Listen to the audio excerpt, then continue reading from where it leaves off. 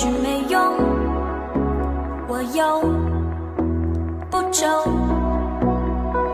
你的衬衫靠着微笑，你配了一双新球鞋，你的发型那么亮眼，我要揭露久一点。你总是包容我缺点，你随身写的我照片，你的笑容和我新鲜，你让我感觉在阳光下冲浪，随时闻到花香。啦啦啦啦啦，像晒太阳让幸福发光。啦啦啦啦啦，爱的形状，再等5分钟，化妆下楼，催也许没用，我又不皱。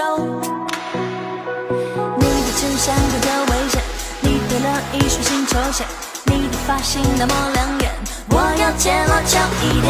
你总是包容我缺点，你随身写的我照片，你的笑容和我新鲜，你让我感觉在阳光下冲浪，随时闻到花香。啦啦啦啦啦，像晒太阳让幸福发光。啦啦啦啦啦，爱的形状。啦啦啦啦啦，你淡散衬衫晒得疯狂。啦啦啦啦，每天不一样，是爱的形状。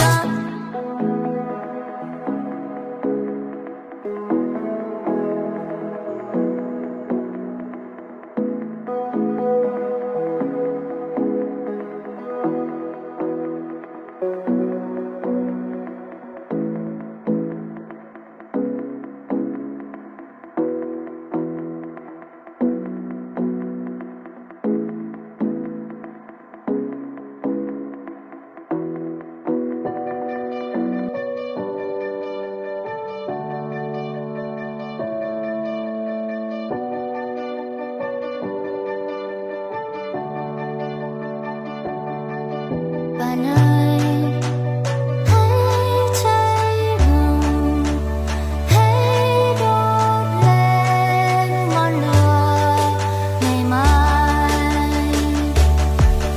Bạn ơi, đứng lên nào, mặc những trong vai phủ đầy, ta vẫn bay lên. Ta vẫn bay lên.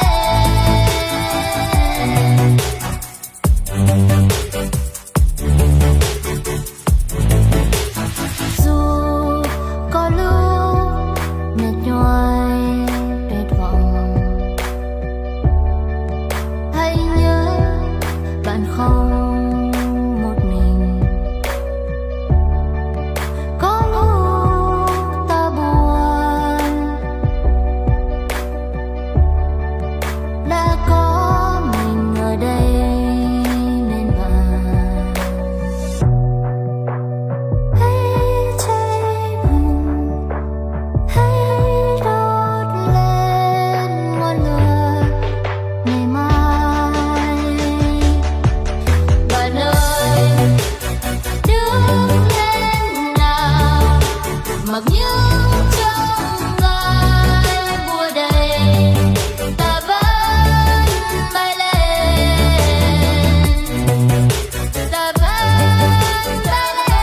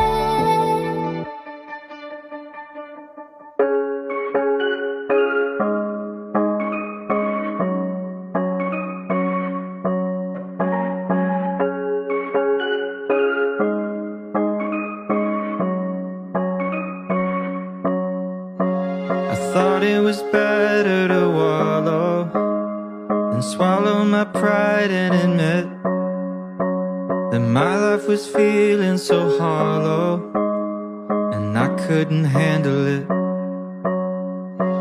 So I called a couple of friends and a caring specialist,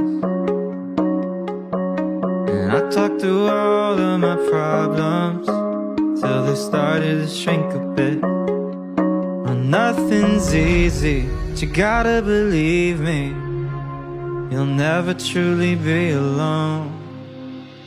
It's okay to ask for help, don't need to fix it all by yourself.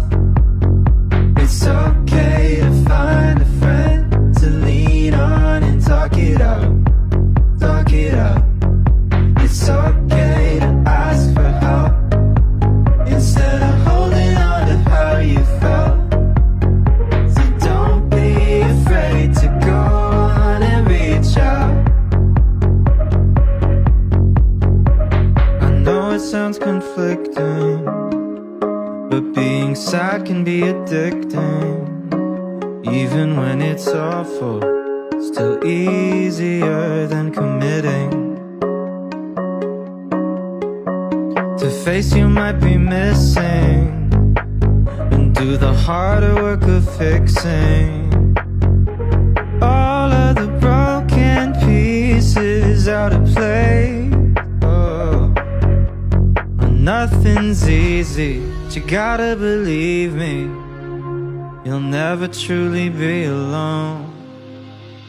It's okay to ask for help, don't need to fix it all by yourself.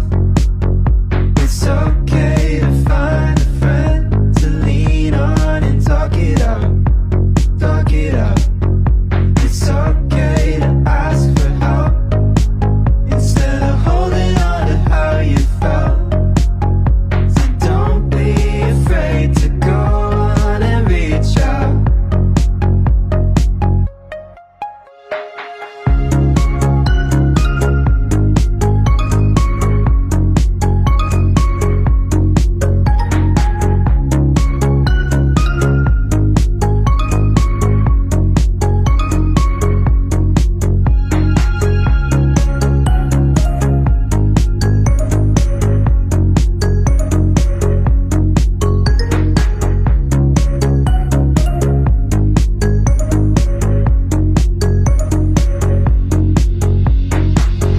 There's nothing to fear.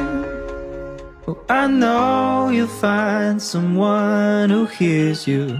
Oh, I know you'll find someone who helps you through the day. It'll soon be clear when you find someone who hears you. Find someone who loves the things you say.